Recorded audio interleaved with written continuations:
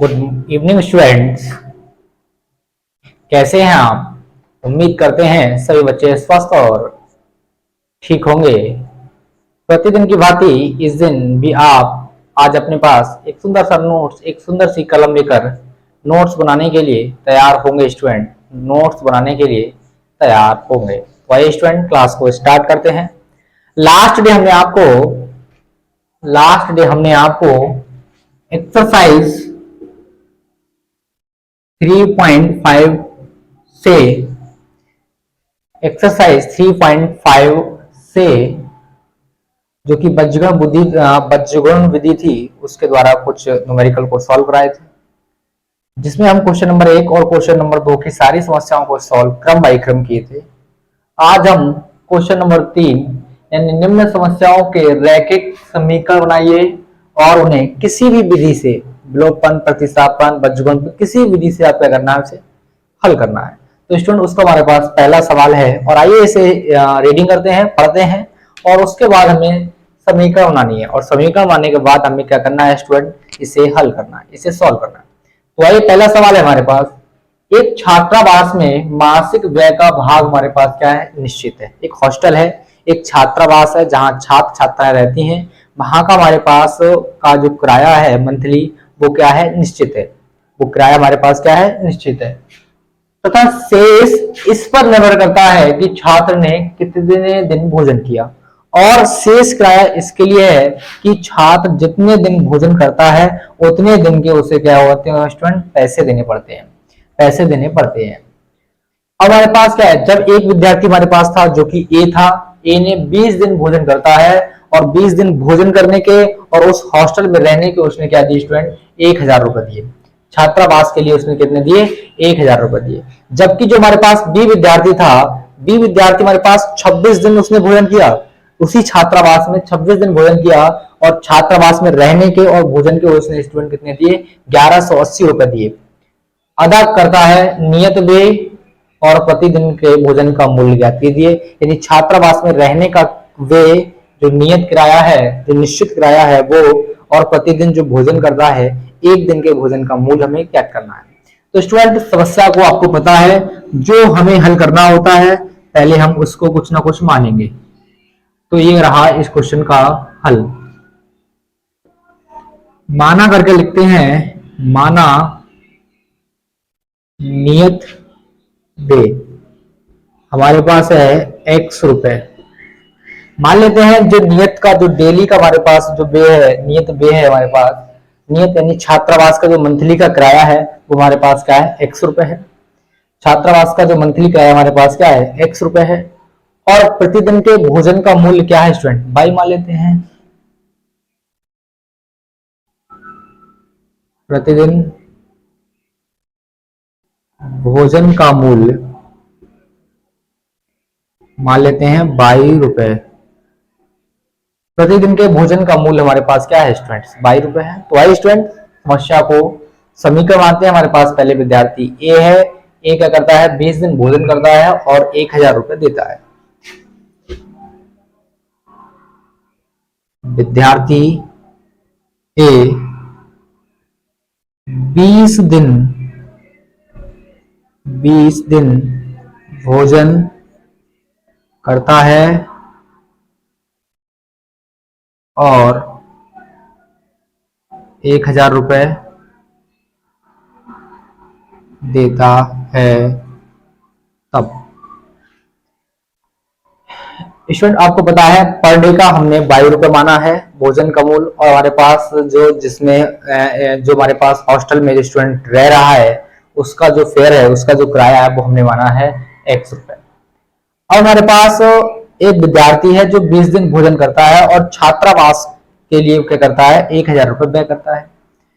तो स्टूडेंट उसमें हमारे पास जो रह रहा है उसका मूल्य हमने क्या माना है, x रुपए माना है।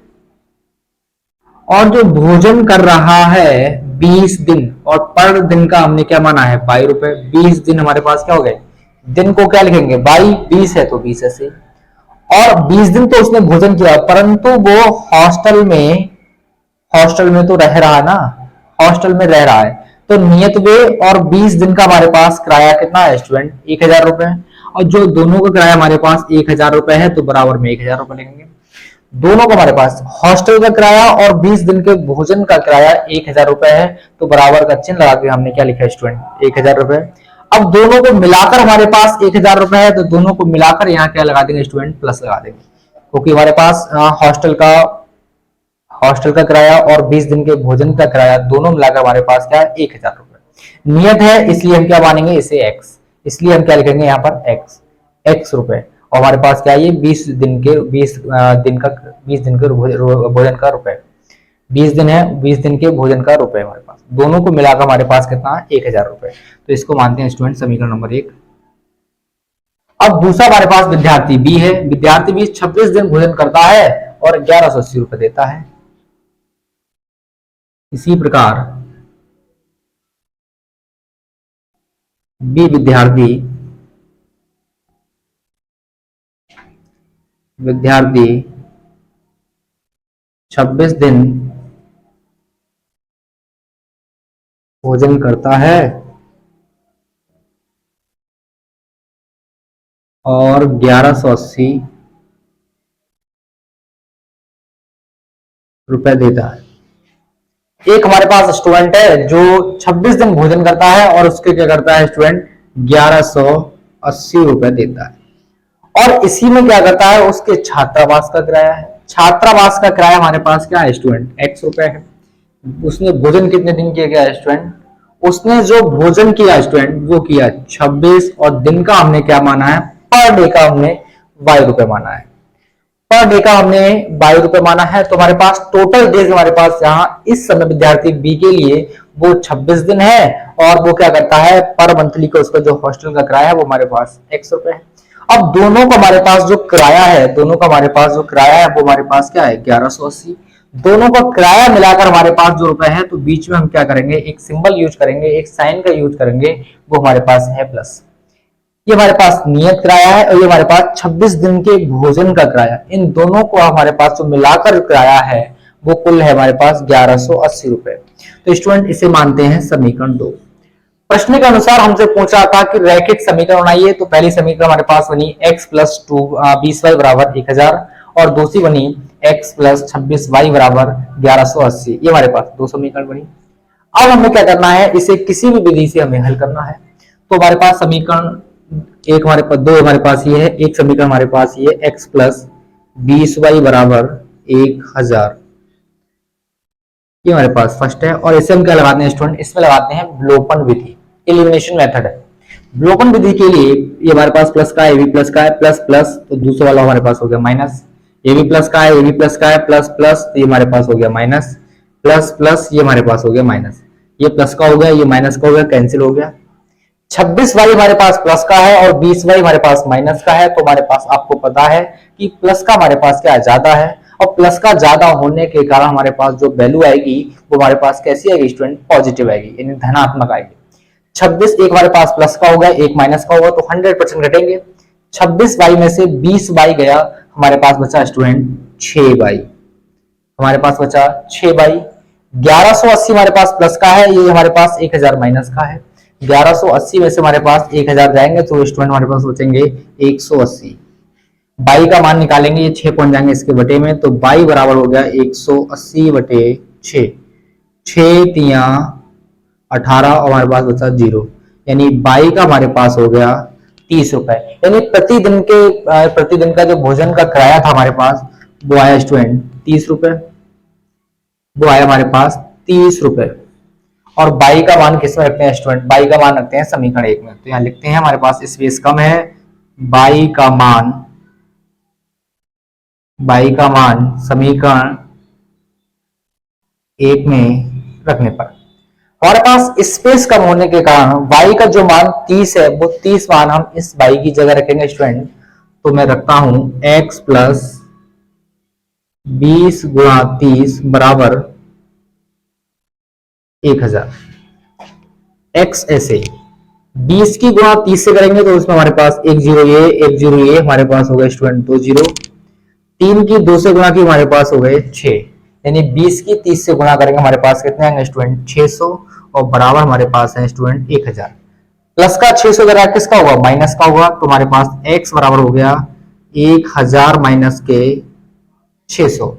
1000 में से 600 जाएगा तो स्टूडेंट हमारे पास बचेगा शेष 400। बचेगा हमारे पास स्टूडेंट क्या बचेगा, 400।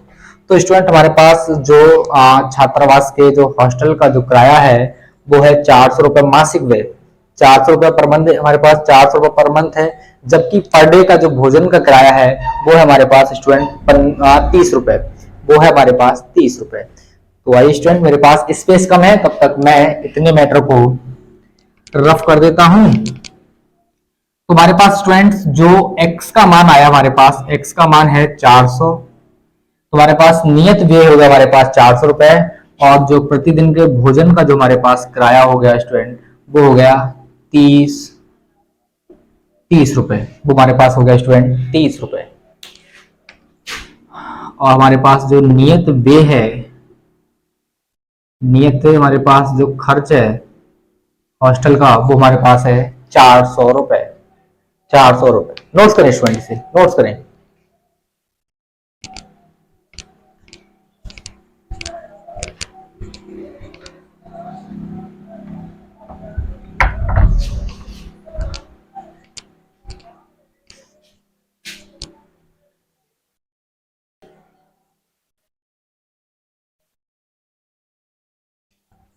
अब स्टूडेंट हमारे पास क्वेश्चन नंबर 3 का दूसरा क्वेश्चन है कि एक भिन्न हमारे पास क्या है, कोई भिन्न है, भिन्न उसे कहते हैं जिसे अंश बटे हर के रूप में लिखा जाता है, जिसका मान हमारे पास क्या है 1/3 हो जाती है जब उसके अंश में क्या करें, एक घटाया जाए तब। जब किसी भिन्न के अंश में से एक घटाते हैं तो उसका मान हमारे पास क्या जाता है, 1/3 हो जाता है। और उसका मान 1/4 हो जाता है जब जब उसके हर में क्या किया जाता है, 1/8 जोड़ दिया जाता है।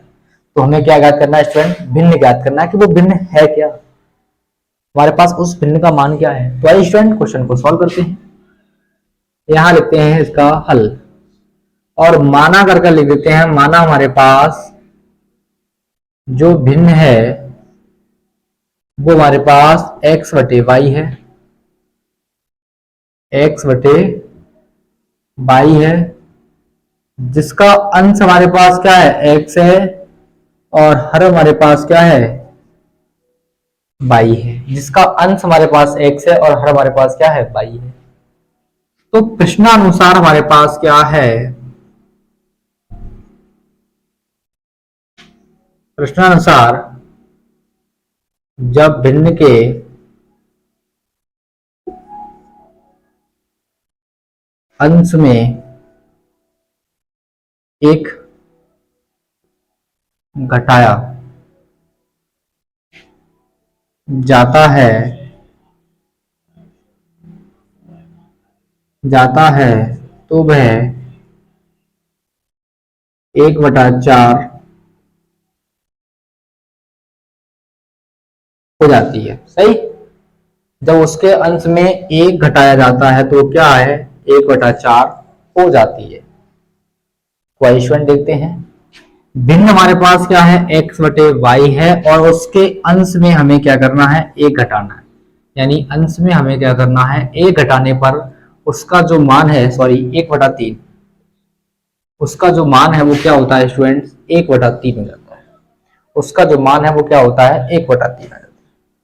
तो आइए स्टूडेंट पहले हम इसे ही सॉल्व करते हैं, यानी x माइनस के 1/y बराबर 1/3।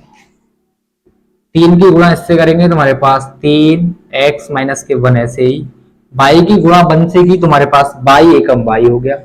अब 3 की गुणा हमें x से करनी होगी और 3 की गुणा माइनस के 1 से, 3 की x से की हमारे पास 3x हो गया, प्लस माइनस माइनस 3 एकम 3 बराबर y। प्लस का y इधर किसका होगा, माइनस का होगा, यानी 3x माइनस के y। और चाहो तो ये माइनस का 3 है इधर किसका होगा, प्लस का हो जाएगा। चाहो तो वही रहने दो, इधर ले आए, ये प्लस का y इधर माइनस का हो गया, माइनस का 3 प्लस का हो गया, इसे मान लो 1। अब हमारे पास थ्योरी है कि हर में 8 जोड़ दे तो हमारे पास भिन्न क्या होती है, हर में 8 जोड़ दें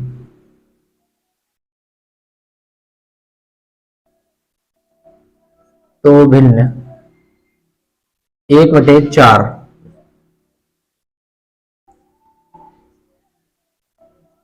हो जाती है। अगर हर में 8 जोड़ दें तो हमारे पास भिन्न क्या होगी स्टूडेंट? 1/4 होगी। तो हमारे पास भिन्न क्या है? x/y, और ये हमारे पास अंश है, ये हमारे पास हर है, और हर में हमें कितना जोड़ना है? 8, क्योंकि अंश में जोड़ने को बोलना है तो अंश में नहीं जोड़ना है, हर में जोड़ने को कह रहा है तो हर में जोड़ने का रहा है तो हर में जोड़ना है, घटाने का जिसमें घटाने का है जोड़ने का है उसी में जोड़ेंगे, उसी में घटाएंगे, और जब ना कह रहा है तो उसको शेष ऐसे ही रहने देंगे। नहीं, हमारे पास हर में जोड़ने को कह रहा है तो केवल हम हर में ही जोड़ेंगे, अंश को टच भी ना करेंगे। और इसमें हर में 8 जोड़ते हैं तो उसका मान क्या होता है? 1/4 होता है। इसकी गुणा इससे कीजिए, 4 की x से की हमारे पास 4x हो गए, y प्लस 8 की गुणा 1 से करेंगे तो हमारे पास क्या हो गया? y प्लस 8, प्लस का y इधर किसका होगा? माइनस का। 4x माइनस के y बराबर 8, ये हो गया हमारे पास समीकरण नंबर 2। अब हमारे पास समीकरण 1, हमारे पास समीकरण 2 हमारे पास ये है, और समीकरण 2 हमारे पास ये है कि समीकरण 2 हमारे पास है 4x माइनस के y बराबर 8, और एक है हमारे पास 3x माइनस के y बराबर 3। इसे हल करते हैं स्टूडेंट, ये प्लस का ये माइनस हो गया, ये माइनस माइनस ये प्लस हो गया, प्लस प्लस ये माइनस हो गया। 4x प्लस का है, 3x माइनस का, एक प्लस का है माइनस का घटेंगे, 4 ज्यादा है प्लस का हमारे पास ज्यादा है, माइनस का कम है, तो साफ सी बात है जो मान आएगा हमारे पास किस में आएगा? प्लस में आएगा। 4x में से 3x गया, बचा हमारे पास x, प्लस का हमारे पास माइनस का y, प्लस का y हमारे पास हो गया कैंसिल, बराबर 8 में से 5 गए, 8 में से सॉरी हमारे पास 3 जाएंगे क्योंकि प्लस का है माइनस का है, प्लस के ज्यादा है तो प्लस का बचेंगे, 8 में से 3 गया, बचा हमारे पास 5। तो स्टूडेंट्स हमारे पास x का मान आ गया 5। x का मान किस में रखें स्टूडेंट? x का मान समीकरण 1 में रखने पर, x का मान समीकरण 1 में रखने पर 3x की जगह 5 माइनस के y बराबर 3, 5 3 15 माइनस के y बराबर 3, प्लस के 15 किसके होंगे? माइनस के y बराबर 3 माइनस के 15, माइनस के y बराबर 15 में से 3 गए हमारे पास जो माइनस के 12, माइनस से माइनस कैंसिल, y बराबर हमारे पास हो गया स्टूडेंट्स 12, y बराबर हमारे पास हो गया स्टूडेंट्स 12। तो हमारे पास भिन्न का हमारे पास जो अंश है वो हमारे पास 5 है, और हर हमारे पास कितना है? 12 है। तो हमारे पास जो भिन्न है x/y, x का मान 5, y का मान हमारे पास कितना है स्टूडेंट? 12 है। तो हमारे पास भिन्न 5/12। अब हमें चेक करना है कि हमारा आंसर सही है गलत है, तो ये वाले मान इसमें रख दो, और हल करने पर अगर हमारे पास 1/3 आ रहा है तो सही है। x का मान 5 है, y का मान हमारे पास 12 है। अगर मैं x की जगह 5 रख दूं माइनस के 1, x की जगह 5 माइनस के 1 बटे हमारे पास क्या? 12, 5 में से 1 गया, बचे 4/12, 4 एकम 4, 4 3 12, हमारे पास मान आ गया 1/3, 1/3 आ गया। तो हमारे पास जो आंसर है वो क्या है स्टूडेंट? बिल्कुल करेक्ट है। x और y का मान इसमें रखने पर अगर इसके बराबर आ जाए तो हमारे पास आंसर क्या होता है स्टूडेंट? करेक्ट होता है। करेक्ट होता है तो आप इसे क्या करेंगे स्टूडेंट? नोट करें। ये आंसर चेक करने के लिए है एग्जाम में, क्योंकि आपके पास उत्तर वाला तो होती नहीं है। अब आप कैसे चेक करें कि हमारा आंसर करेक्ट है या इनकरेक्ट है? तो उस जो समीकरण है उसमें मान रखने पर, अगर हमारे पास मैं मान यहाँ रख दूं और मान रखने पर हमारे पास 3 आए तो हमारे पास आंसर करेक्ट है, और मान रखने पर 3 नहीं आ रहा है तो हमारे पास आंसर इनकरेक्ट है। ये है आंसर चेक करने का। तो नोट्स करें स्टूडेंट्स, नोट्स करें।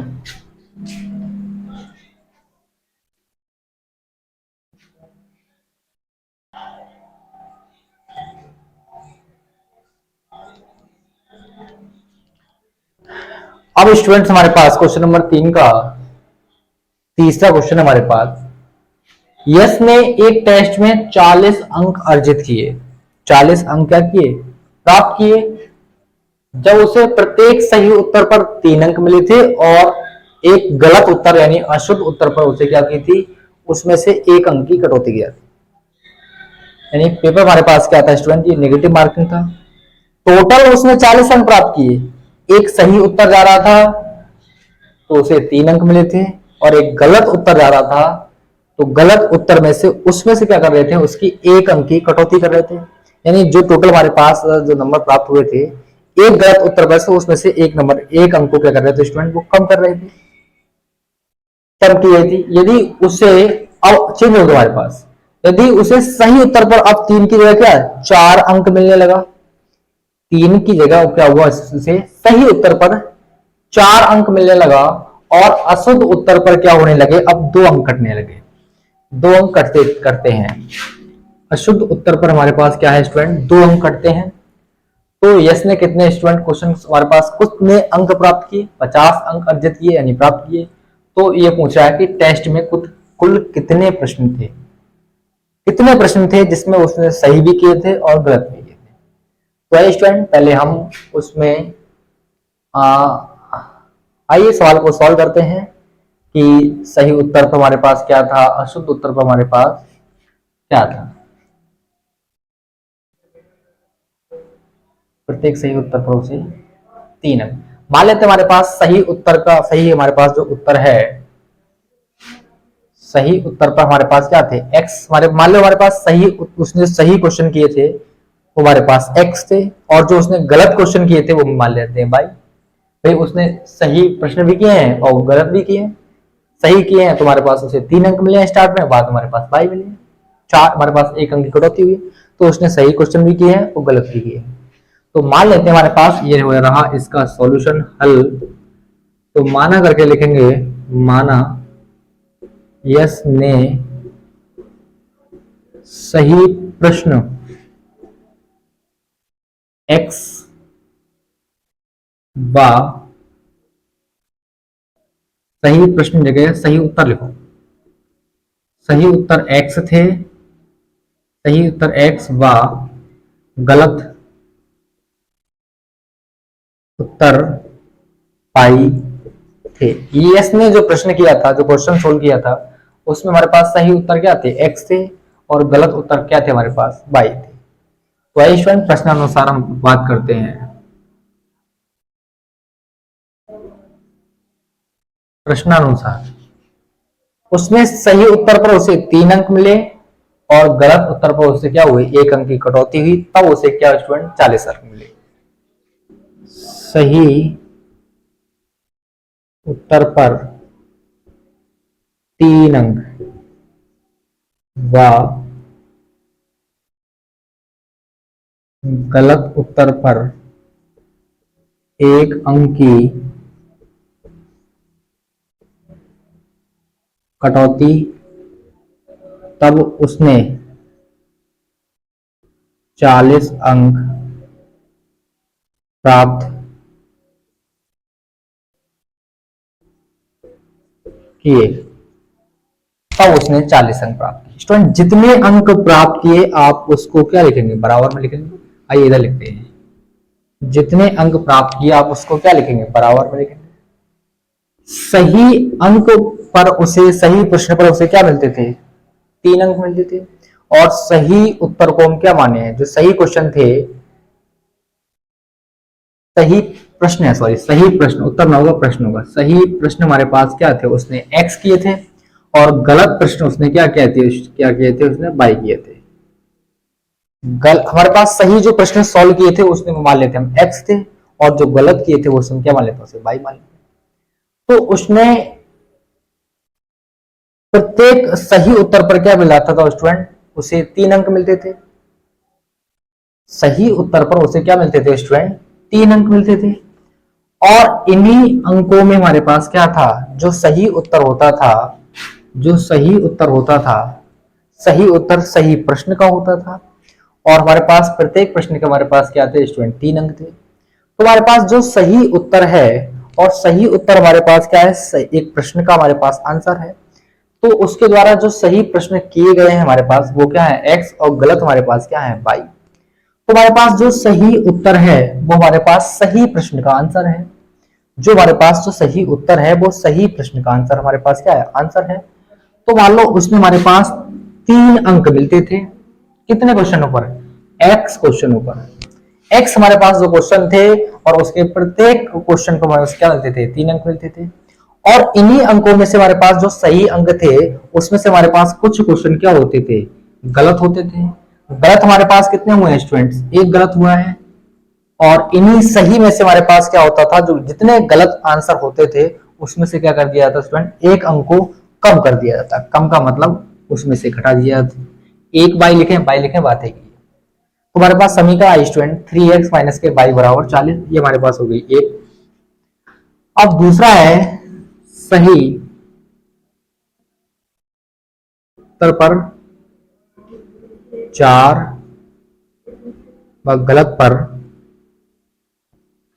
2 अंक करते। यहाँ 4 अंक मिलते थे और 2 अंक हमारे पास क्या थे, गलत उत्तर पर 2 अंक कटते थे तब उसने 50 अंक प्राप्त किए। जितने अंक प्राप्त किए आप उसे बराबर में लिखेंगे। जितने अंक प्राप्त किए आप उसे क्या लिखेंगे स्टूडेंट्स, बराबर में लिखेंगे। और हमारे पास सही उत्तर पर हमारे पास प्रत्येक उत्तर का क्या मिलता था, उसे 4 अंक मिलते थे। अब हमारे पास कितने क्वेश्चन थे, हमारे पास क्वेश्चन हमारे पास x से, उसमें हमारे पास गलत उत्तर पर क्या कहते थे, उसके 2 अंक कटते थे। गलत आंसर हमारे पास क्वेश्चन कितने थे, 22 थे। तो सही उत्तर में से हमारे पास जो गलत उत्तर सही उत्तर हमारे पास जो मार्किंग होती थी, जो नंबर होते थे, उसी में से हमारे पास क्या होते हैं स्टूडेंट, जो गलत उत्तर आते थे तो सही उत्तर वाले में से ही हमारे पास गलत उत्तरों के अंक कम होते थे यानी घटते थे। तो हमारे पास टोटल अंक हमारे पास कितने प्राप्त हुए, 50। ये होगी हमारे पास 2। यानी स्टूडेंट समझने का प्रयास करें, अगर हमारे पास टोटल हमारे पास अंक हमारे पास 40 हैं तो 40 हम बराबर में लिखेंगे, और जो सही अंक हमारे पास 3 है तो 3 लिखेंगे और उसके साथ में लिखेंगे x, क्योंकि सही का हमने x प्रश्न माने हैं। गलत हमारे पास 22 है तो 22 लिखेंगे, और जितने हमारे पास गलत का उत्तर है वो उत्तर लिखेंगे। एक है तो एक y, यानी 3x माइनस बाई बराबर हमारे पास 40 हो गया। टोटल हमारे पास इसमें अंक हमारे पास 50 है, 50 हमने बराबर में लिखे। सही उत्तर हमारे पास 4 अंक थे तो हमारे पास एक हमारे पास ये 4 था, और हमारे पास प्रश्न ऐसे सही हमारे पास करने वाले हमारे पास उस पर टोटल 4x क्वेश्चन थे। और ऐसे हमारे पास उसके पास हमारे पास क्या थे स्टूडेंट्स, 22 हमारे पास जो क्वेश्चन थे, 22 हमारे पास उसके क्या थे क्वेश्चन थे, और प्रत्येक गलत का हमारे पास क्या था 2 अंक कटते थे। तो हमारे पास समीकरण हो गई 4x माइनस के 2y बराबर 50। आइए स्टूडेंट इसे हल करते हैं। यहाँ लिखते हैं समीकरण 1 में 2 से गुणा करने पर, गुणा करेंगे तो हमारे पास 3 दूनी 6x माइनस का 2y और 40 दूनी 80। ये हमारे पास दूसरी ऐसी 4x माइनस के 2y बराबर 50। Plus plus minus plus plus minus minus plus plus plus minus, ये प्लस का ये माइनस का है। 6x में से 2x जाएगा, बचा हमारे पास 2x, ये प्लस माइनस कैंसिल हो गया। 80 में से 50 जाएगा, बचा हमारे पास 30। तो 2 एकम 2 बचा हमारे पास 1, 10 हो गया, 2 पंजे 10। तो हमारे पास जो उसने सही प्रश्न थे वो 15 सॉल्व किए। सही उसने जो कुल प्रश्न हल किए वो क्या थे, हमारे पास 15 थे। x का मान कहीं भी रख दीजिए स्टूडेंट्स, x का मान समीकरण 1 में रखने पर 3x की जगह हमारे पास 15 माइनस के y और 4, 15 तिया 45, 15 तिया 45 माइनस के y बराबर 40। हमारे पास 45 प्लस का है, किसका होगा, माइनस का होगा। तो माइनस के y बराबर 40 माइनस के 45। 45 में से हमारे पास 40 जाएगा, बचेगा माइनस का 5, माइनस से माइनस कैंसिल, y बराबर हमारे पास हो गया स्टूडेंट्स 5। तो उसने जो सही को प्रश्न हल किए वो हमारे पास थे 15, और जबकि गलत प्रश्न हल किए थे वो हमारे पास थे 5। अब हमसे पूछा है कुल टेस्ट में कितने प्रश्न थे, तो सही हमारे पास ये थे, गलत हमारे पास ये थे। दोनों को जोड़ दें तो हमारे पास क्या होंगे स्टूडेंट, कुल प्रश्न प्राप्त होंगे। हमारे पास क्या होंगे, कुल प्रश्न। सही और गलत दोनों प्रश्नों को जोड़ दें यानी x प्लस वाई 15 और हमारे पास 5 हो गए स्टूडेंट। x प्लस वाई यानी 15 और 5 हमारे पास हो गए स्टूडेंट 20। तो टेस्ट में हमारे पास जो कुल प्रश्न थे वो हमारे पास 20 प्रश्न थे स्टूडेंट, हमारे पास 20 प्रश्न थे। नोट्स करें स्टूडेंट, से नोट्स करें।